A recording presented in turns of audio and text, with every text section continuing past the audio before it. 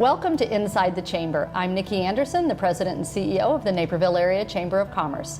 Today, our show focuses on women in finance, taking control of your future. Whether married, single, widowed, or a recent graduate, money isn't always a favorite topic for women, but today our guests will discuss ways that women can get up close and personal to their finances and create their own wealth. Inside the Chamber is brought to you by presenting sponsor, Naperville Bank and Trust.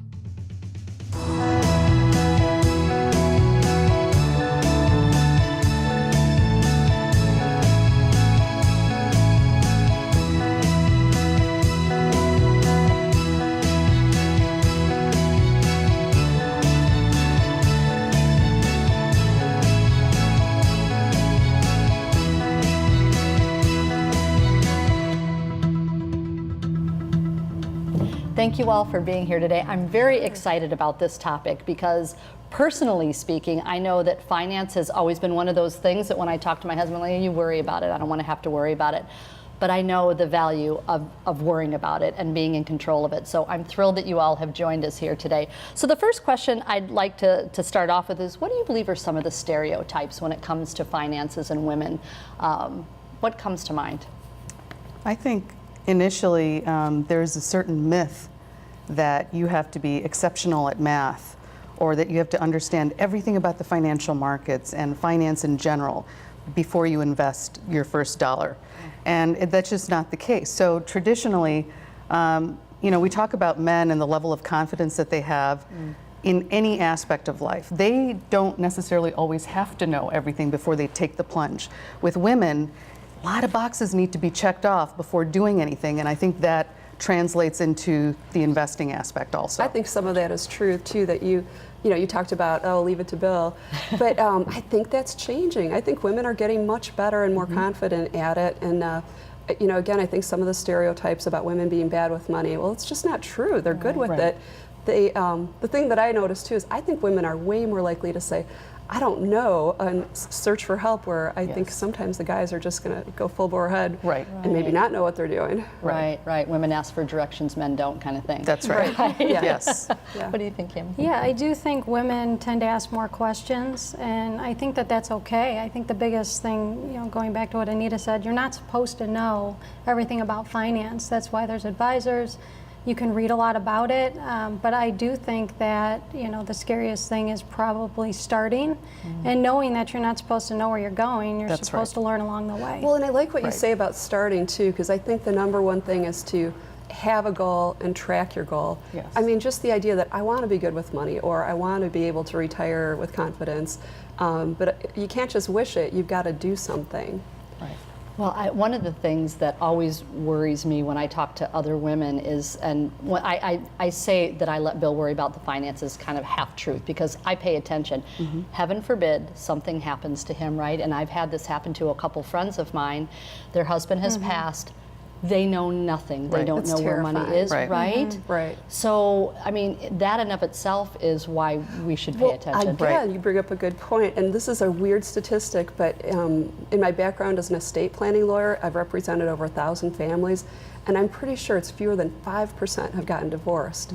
So why is that? Why is getting an estate plan kind of good luck in terms of keeping your marriage together, which helps you be wealthier? Right. So anyway, I think one key piece of advice would be get your estate plan done. It makes you as a couple bring your finances together, and it forces the conversation. Right. It's good luck. I think you talk about two types of death of a spouse or death of a marriage, and both are reasons to get involved sooner than later. And I think it's important to say it's not an option, it's a requirement, and that you can't afford to not be involved. Right. I love that. Yeah, I think that's so true. I think about investments, and you had mentioned earlier, Anita, that you don't have to be good at math, and I think maybe that's somewhat of the misnomer, that it's not that we're not good at math, or women always say I'm terrible at math. It's just that that's not our thing. It's you're not interested. Right. Yeah. We're not interested. So I think when it comes to investing, that's maybe the minutia, something I'm not interested in. What should women pay attention to when they think about investments? And maybe let me repose the question. When you think of investment, what does that mean? Because I know it's not just the stock market, right? Yeah, I think that's a great question. I think it's helpful to have the plan. So when you're thinking about your money, it's not what am I invested in, it's understanding why you're invested the way you're invested. Right. What risk are you taking on and why? So you don't necessarily need to know what every investment's going to do as the stock market moves. It's putting together your big picture plan of here's what we have today, here's what we're able to save, and over time, here's where we'll be, and in retirement, here's what we can spend. So I think starting with the plan and then understanding how your investments will move depending on what the market does. You bring up a great point, though, the plan, but who's going to help you with that plan? So I think finding a good advisor to work with is key, and that's Trusted kind of your advisor. world and yours too. Absolutely. Right. So, But I think, too, what the both of you are saying, we haven't spoken this way as an industry to women. Think about it, right? When we look at men and how they act as clients and investors, they're always looking at what benchmark did I beat? Did I make more than the guy That's next funny. door, right? But Cammie, to your point, once we start talking about it from a goals-based perspective, what can these assets do for you if you plan accordingly? What's your goal long term? Is it retirement? Is it just to travel the world? Is it to pay for your college education for your children?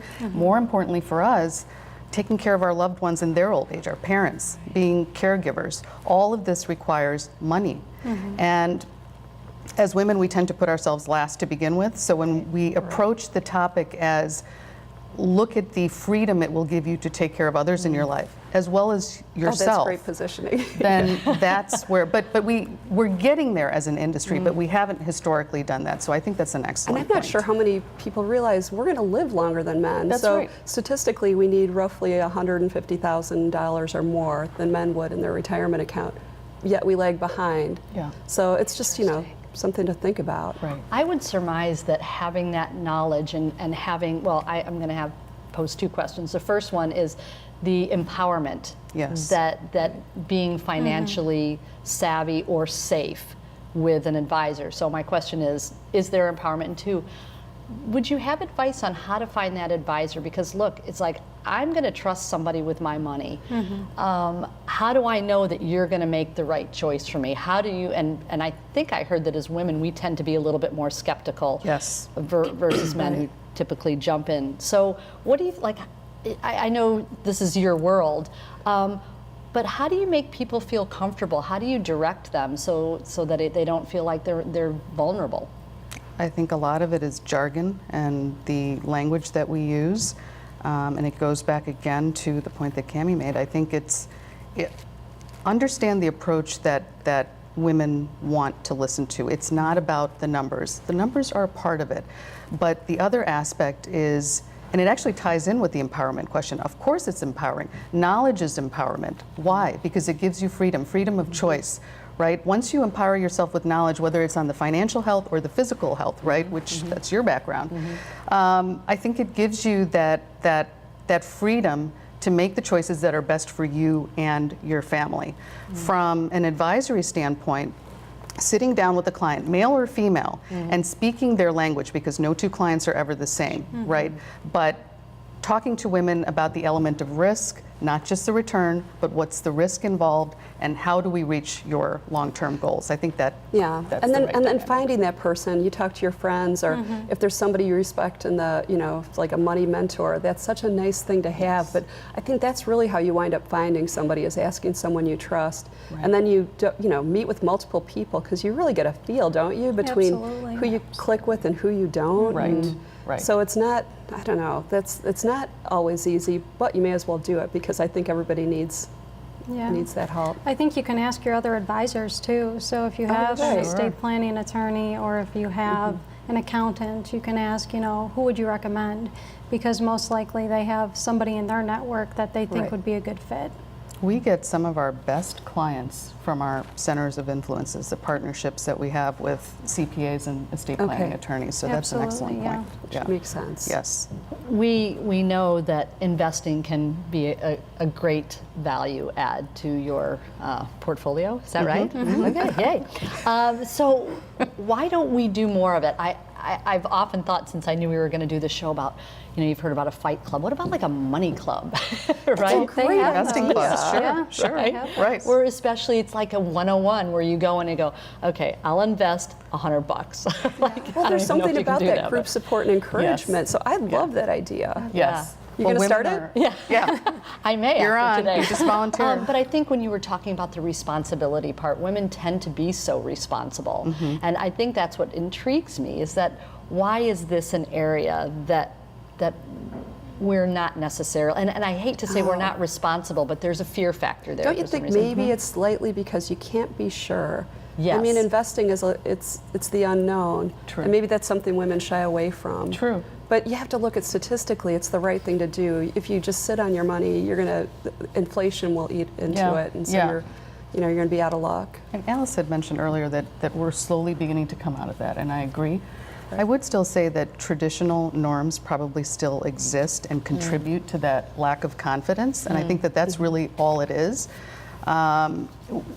Think about it. I still know women who are outsourcing this aspect not only to their husbands, but perhaps even their fathers, right?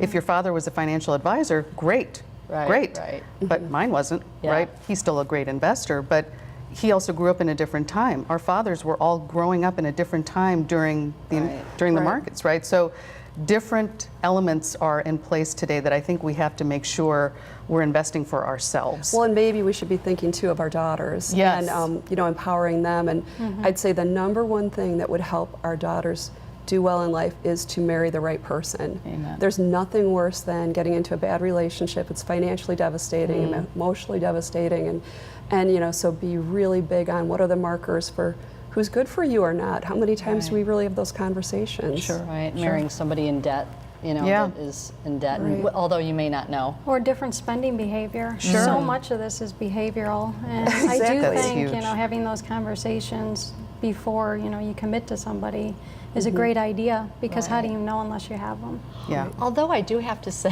when I got married, Bill was very, very strict with his money, and I've always been like, you need $5, here's $5, right? But over time, I've become more conservative, and he's become a little But less you that raise way. a good point, because you don't have to be exactly the same, but you just have to be, I don't know, working with each other, not against each other. And I Complementing, think people can improve. Like, just having debt, that's not a deal breaker alone. It's that if you don't learn from mistakes, or some amount of debt for student loans. I mean, good luck finding a young person without student loans today. Sure. Nobody would get married if you had to marry somebody without debt. Well, Very true. that's a great point. Women graduating with debt, and we will continue this great conversation in just a few minutes. We'll be right back.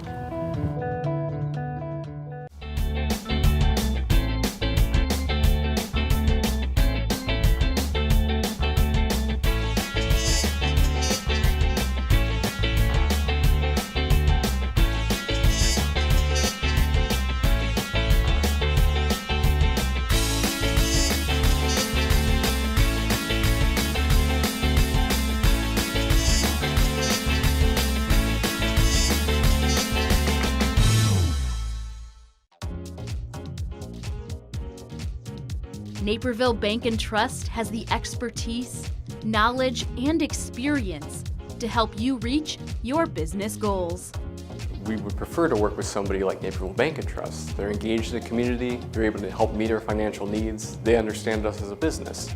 They provide all the tools that you would ask that we as a growing business need of a bank. Most importantly, to me, it's a great personal relationship we have with Tom and John and our bankers. It was the best thing we could have done in banking. And banking can be very cold. What the bank brings to us is that warm feeling when you come into the bank and people say, "Hi, Greg." It's about being part of the community again, about being a name again, about having credit for who your business is instead of just being a number. Naperville Bank and Trust. Bring it home. So let's talk a little bit about college debt. People are talking about that now. I have a daughter who's gone back to graduate school, right, on her own dime. What kind of advice might you give to women coming out of school, maybe starting their first job, $75,000, $100,000 in debt? Because that's what I'm hearing, and I don't know if that's accurate, but I would say pretty close. So what suggestions might you give to someone like that?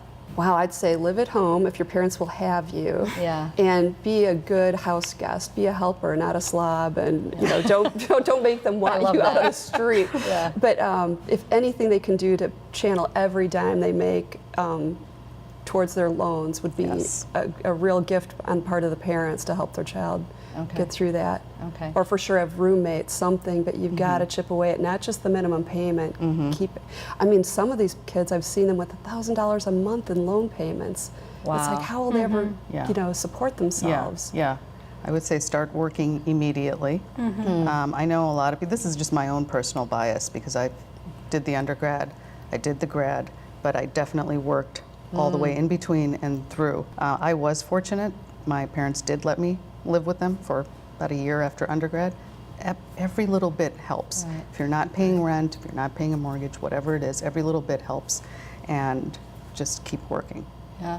Yeah. Any thoughts on that? No, just Yeah. goals, when do you want to have it paid off and how are Sure. you going to get there? So, Sure. Right, and I've seen couples, get together, and you talked about this too. You have to match up where you are with money, and the horror of horrors is one student with debt marrying another student with debt, and I mean, but again, you've got to have hope. They will get through it. Everybody, seems to find a way, but it's terrifying. I mean, that is the next bubble. Would Right. be Yeah. the $1 trillion plus student loan debt. Yeah. It's appalling. I have Yeah. friends in their 40s that are still paying off sure. college debt, right? Sure. And my daughter, by the way, is living at home. Oh, Her parents let her Is she live.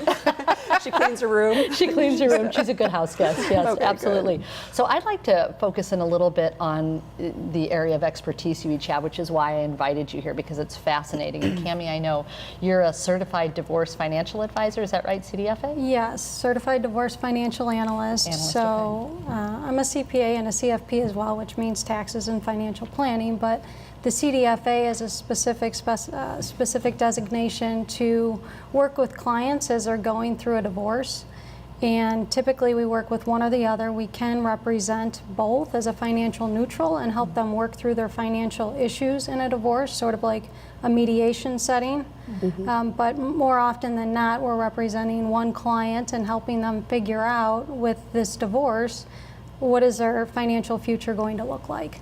And so we understand the tax implications of assets. I think that's one area that can often be missed. So when you're splitting assets in a divorce, what are you truly getting after you consider the tax implications? So taxes is a big piece of it, but then also just planning for that new financial future, because it can be extremely difficult financially to go through a divorce. So how can you feel comfortable with what you're about to sign and get on the right track and just feel okay about what you're spending? I would surmise that you'd notice a difference when you're working with a male client versus a female client. So what are some of the things, or maybe the advice that you might give, a couple pieces of advice that you might give to a woman who's going through a divorce? Because I've actually had friends that go, I'm just going to give them everything, it's not worth it. Right. I would say Truly. Absolutely. My first piece of advice is always find a good attorney. Sometimes people will say, well, we're not working with an attorney right now. I think that's the place to start. Understand what the legal process is, because it is a legal process, and understand what your rights are. I mean, right now, child support and maintenance it's based on statute in Illinois. And so there is something you're entitled to based on law. So start there, and then just educate yourself. Work with your attorney, work with somebody like me or your financial advisor to understand what is there. Get all the assets on the table, all the liabilities on the table, so you can see everything that's there to then make good decisions about how you're going to split things. Oftentimes couples do want to work together, but it's such a tough process that I do think it's good to have that individual representation and have somebody helping you personally. And empowering you, right? Absolutely. To make good choices. Yes. So Anita, I know you work with high net worth individuals, couples as well as individuals, Sure, right? yes. So same question that I posed to Cammie. Are there differences with your male clients, female clients, or what advice would you give to women that maybe have this money and they're not really sure what to do with it or how to invest it properly? Well, at the risk of scaring women, I'm going to scare women. You can't afford not to. This isn't, as I mentioned earlier, it's not an optional, it's a requirement, right? So the difference between men and women in general, whether they're our clients or elsewhere, I feel, men look at it as a game. some of them almost to the point that it's a gambling game, right? They're willing to take that little bit of extra risk if they need to just knock it to the moon. Women, and we have many successful women, successful in their careers, successful raising a family, are wealthy, but they still have this fear in the back of their mind that they're going to die a bag lady. They always have this bag lady syndrome. They could be at the top of their game, and yet that fear, it's a fear factor. So the other thing that we've noticed is, especially when they come in as part of a couple, the female is always focused on, well, I clip coupons every time I go to the grocery store. You know, I always look for the best sales when I go to Macy's or Nordstrom's or wherever. The point is not just about saving, it's about investing. And we've kind of noticed that women tend to focus more on the saving part, which is great, right? But that can't be enough. That can't be enough to secure the type of retirement and your financial future. So I would say start focusing more on the investing side. The other aspect, and we were just mentioning this at break time, the concept of risk, right? Everybody says, oh, women are just more risk averse. Not true, not true. We are more risk aware. And there's a big difference. We don't run from risk. It's just we want to know more before we take that step. We want to be more methodical, more intentional before we take that step. And that's okay, because you know what? It makes us better at the handful of women who are hedge fund managers, who are portfolio managers, are pretty good because they know the type of risks that they want to take. So we have a Women in Wealth initiative, as many firms in our industry are now coming to see the need for a Women in Wealth initiative, because the dialogue is simply different. It's much more about goal attainment over the long haul and not just about paying your monthly bills on time. That's a part of it, that's not all of it. Fascinating. So Alice, we've known each other for a very long time, and I know at one point you practiced regularly estate planning, and now you share financial literacy. I mean, that's your area of expertise, which I love the term financial literacy, because I think that's something that's something that's attainable, right? I can be literate when it comes to finances. So tell me what pieces of advice that you give to women who are maybe just starting to pay attention to their finances. And it's funny because the financial literacy term has evolved into being called financial empowerment, because somewhere along the line, literacy or being financially illiterate was seen as demeaning. So what's a phrase we could use? And I don't know that the word really matters, but empowerment's a nice word. Sure. So so to me, it's to know your numbers. I think so many people don't have any idea how much is coming in and what their bills are. So I don't know how you set a goal without just crunching the numbers. And that means look at your bank statement. What do your utilities cost? What is your mortgage payment? What is your average income? And once you get to that, okay, so now you've got, this is the amount of money you have to work with. And I'm a big believer in daily goals. So I learned this from Weight Watchers, that you set and track what you eat, and that's how you with group support, that's how you lose weight. And we applied that to money, and there's something so powerful about knowing how much money can you spend every day without going into debt.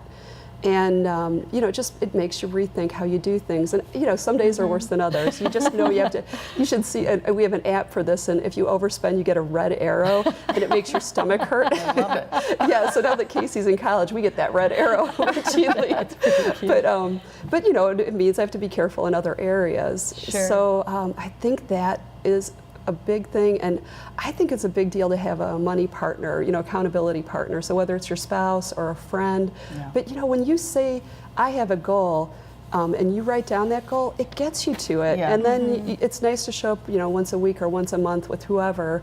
We used to have Sunday be our day of accountability, and Dan and I would compare our journals from spending, and I mean, we don't do that anymore, but it was helpful.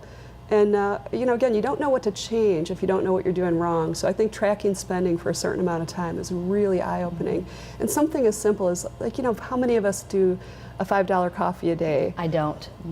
I don't either. You can see I brought my coffee. But I don't do that because I started tracking, and I realized, gosh, do I really mean to be spending almost $2,000 a year on a drink I can make at home? Right. No. And so if you talk to any Depression era person, that's how they got ahead. It was the little things. And when you say that to your children, their eyes roll, like, really, Mom? Yes.